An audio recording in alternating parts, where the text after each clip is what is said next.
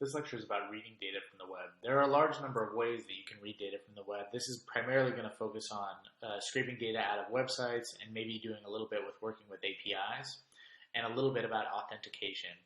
Later we'll have a lecture that specifically focuses on just the API component of getting data out of the web.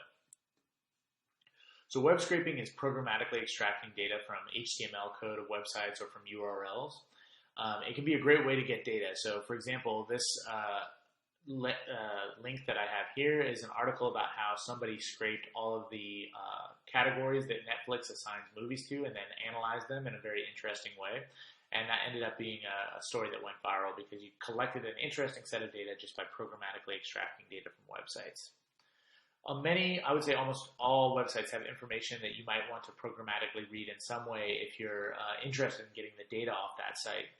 In some cases, this is against the terms of service for the website. So some websites don't specifically say that they do not want to be scraped. And so when you do that, if you try to scrape the data from them, you're at your own risk.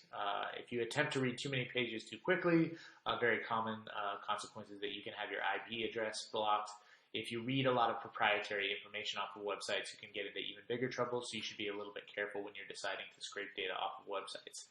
But in general, it can be a very good way to collect a lot of data very quickly. So I'm going to give you one example of how to programmatically extract some data. And so that comes from my Google Scholar page.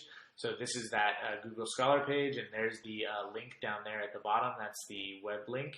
And so this is actually a page that tells you something about the papers that I've published and something about how often they've been cited, which is the kind of data that academics care about. And so what we're going to do is first we're going to use the read lines command to get some data off the internet. That's one way. So what you can do is you can open a connection to a particular URL, and you can do that using this URL function. So you just pass it the name of the URL that you would like to open a connection to, and then you can use the read lines function to read out some of the data from that connection. And then just like when you're working with a database, you're going to want to be sure to close the connection after you've used it. So if you look at the HTML code that we've collected from this, it's going to look like this. It's going to look very like one big long string of letters. You can send read lines a set number of lines that you'd like it to read, but it'll still come out unformatted in this way, so it's a little bit hard to read. One way to deal with that is to, as we've seen before, is to use the XML package. So again, we could use the same URL, use the XML package, and parse the HTML, again, using the internal nodes to get the complete structure out. Then if I wanted to get the title of the page, I could look for the node that's in the title tags and get the title of the page, or I could get sort of the number of times my papers are cited by looking at particular table elements of that table. Another approach to getting data is actually with the get command. This is in the HTTR package. For doing things like this, where there's an open, easily accessible website, accessing it with the connections like we've talked about before might be the easiest way, but we'll talk in a minute about why the HTTR package can be very useful in other settings.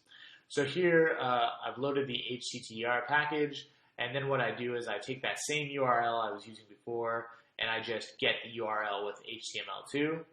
And then what I have to do now is actually have to extract the content from that HTML page. And so I do that, and I say I'm going to extract the content as a text, just one big text string. And then I can use the HTML parse command to parse out that text and get the parsed HTML.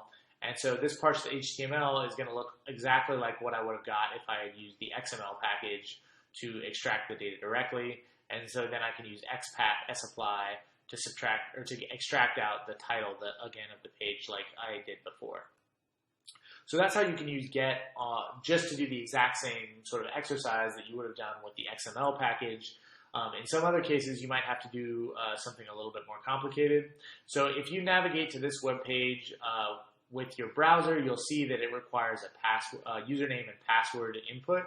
And so if I just try to get that page using the get command from the HTTR package, I get a response that says status 401, and that's because I wasn't able to log in because I haven't been authenticated.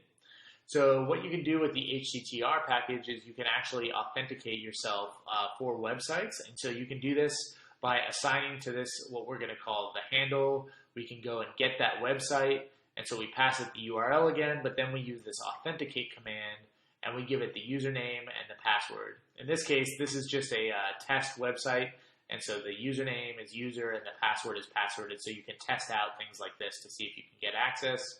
In this case now, the response is status 200, which means we actually were able to get access to the file, and so you've been authenticated. And so now we can look at the names of this PG2, which gives you all the different components, including the sort of the cookies that we have for this file, and then the handle that we use to access it and all of that. And so we can then use the content function to extract the content from that website after having logged in through R. So make sure that you use handles, because if you use handles, then you can actually access, you can sort of save the authentication across multiple accesses to a website. So if you set Google to be a handle where that Google is a particular website, then what you can do is you can tell Get to go and get that handle, and you can say go get it for a specific path, or you can send it a different path. And so, for example, if you authenticate this handle one time, then the cookies will stay with that handle and you'll be authenticated. You won't have to keep authenticating over and over again as you access that website. So RBloggers has a lot of good examples of how to scrape data from the web. And so if you go and search for web scraping on RBloggers, you'll be able to get all of those tutorials. The HTTR help file also has a bunch of useful examples, primarily with sort of toy examples. So if you couple that with sort of the more applied examples on RBloggers, you can get quite a ways. And then see later lectures on APIs for how to programmatically interact with APIs of websites.